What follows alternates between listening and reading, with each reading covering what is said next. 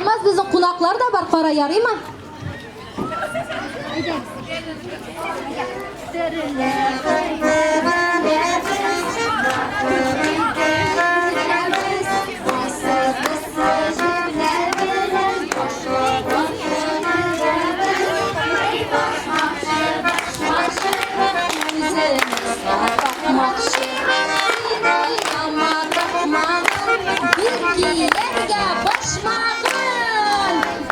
Mene konak yigitlarni yigitlar ikkinchi yoqdan tez hayda kiringina